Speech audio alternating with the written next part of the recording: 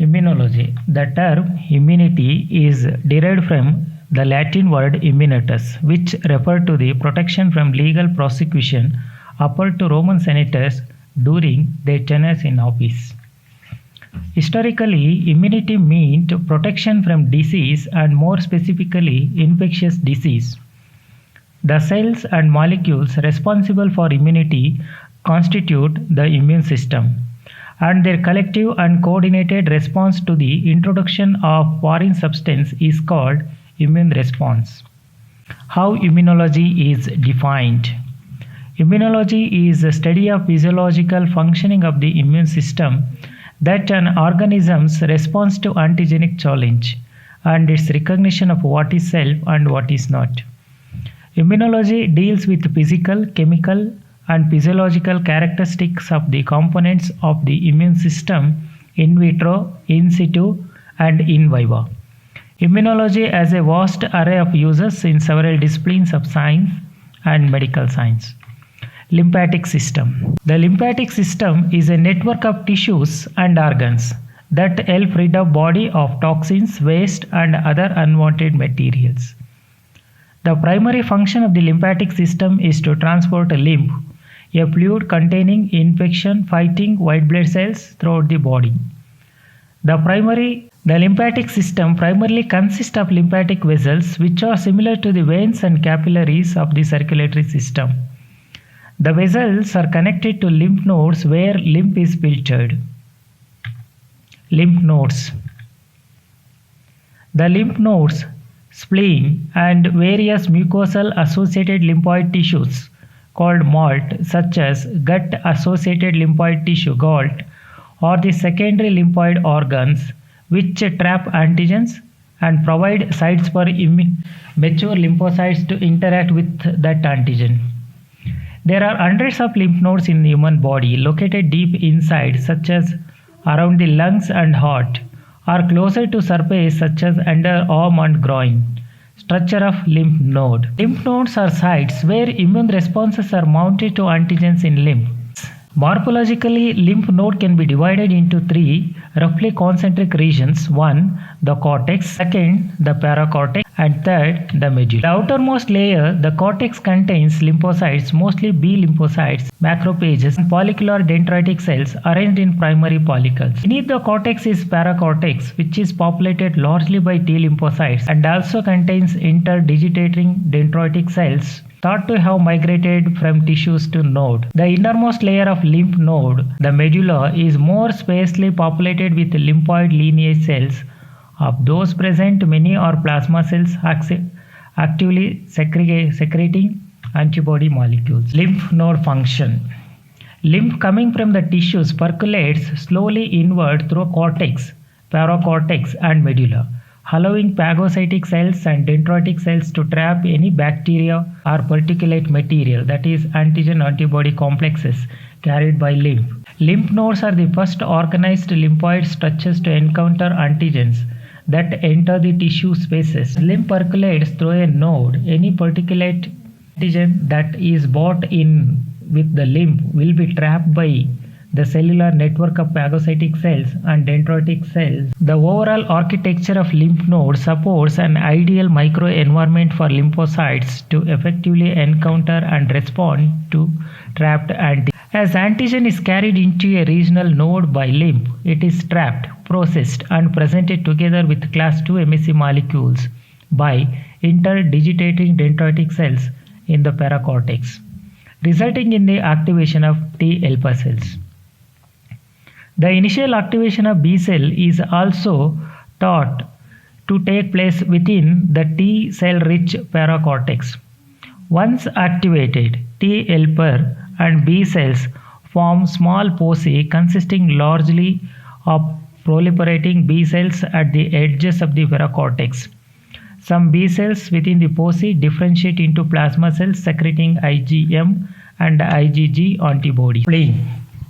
The spleen plays a major role in mounting immune response to antigens in blood stream. The spleen, which is about 5 inches long in adults, is the largest secondary lymphoid organ. It is the large ovoid secondary lymphoid organ situated high in the left abdominal cavity, while lymph nodes are specialized for trapping antigens from local tissue. Spleen specialized in filtering blood and trapping blood-borne antigens that it can respond to systemic infections. Structure of spleen. The spleen is surrounded by capsule that extends a number of projections called trabeculae into interior to form compartmentalized structure. The compartments are two types, the red pulp and white pulp. Red pulp and white pulp, which are separated by diffuse marginal zone. This is a marginal zone separated by red pulp and white pulp. The splenic red pulp consists of a network of sinusoids populated by macrophages and numerous red blood cells and few lymphocytes. It is site where old and defective red blood cells are destroyed and removed. The splenic white pulp surrounds the branches of splenic artery, forming periarteriolar lymphoid sheath walls populated mainly with T lymphocytes.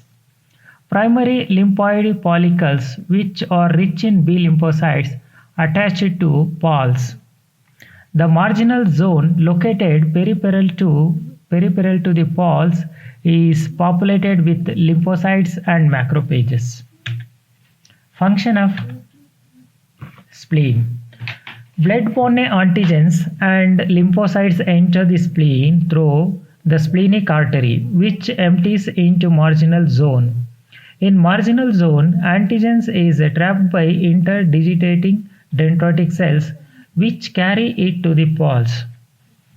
Lymphocytes in blood also enter sinus in marginal zone and migrate to the pulse.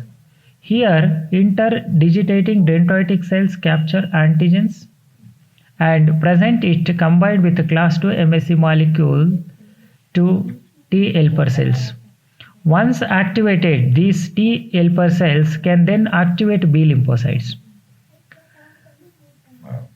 The activated B cells together with some T helper cells then migrate to primary follicles in the marginal zone. Upon antigenic challenge, these primary follicles develop into characteristic secondary follicles containing germinal centers like those in lymph nodes, where rapidly dividing B cells and plasma cells are surrounded by dense cluster of concentrically arranged lymphocytes. Gut-associated lymphoid tissue. Mucosal-associated lymphoid tissue (MALT) encompasses the lymphoid tissue of intestinal tract, genitourinary tract, tracheobronchial tree, and mammary glands. All of the MALT are unencapsulated and contain both T and B lymphocytes, the latter predominating. GALT, on other hand, is designation proposed for all lymphatic tissues found along the digestive tract. The digestive tract is an important component of body's immune system. In fact, the intestine processes largest mass of lymphoid tissue in human body. The GALT is made up of several types of lymphoid tissue that store immune cells such as T and B lymphocytes that carry out attacks and defend against pathogens. Three major areas of GALT that can be identified are the tonsils, the Peyer's patch located on submucosa of small intestine, and the last one is appendix. Gut-associated lymphoid tissue is Peyer's patch. This is the diagram, cross-section of mucous membrane lining intestine showing nodule of lymphoid follicles that constitutes Peyer's patch in submucosa. Peyer's patches. Peyer's patches are lymphoid structures disseminated through submucosal space of small intestine. The follicles of the intestinal paius patches are extremely rich in B cells, which differentiate into IgA producing plasma cells. Specialized epithelial cells, known as M cells, abound in dome epithelia of paius patches, particularly at the ileum. These cells take up small particles, virus, bacteria, and so and deliver them to submucosal macrophages, where the engulfed material will be processed and presented to T and B lymphocytes. T lymphocytes are also diffusely present in intestinal mucosa, the most abundant of them expressing membrane markers, which are considered typically of memory helper T cells. This population appear to be critically involved in the induction of humoral immune response.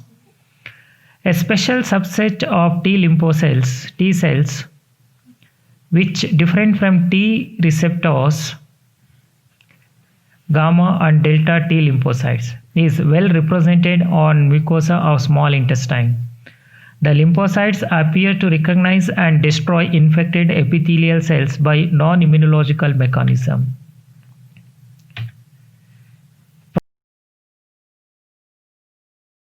In a nutshell, the lymphatic system is a drainage system that removes excess fluid from body tissues and returns it to the bloodstream.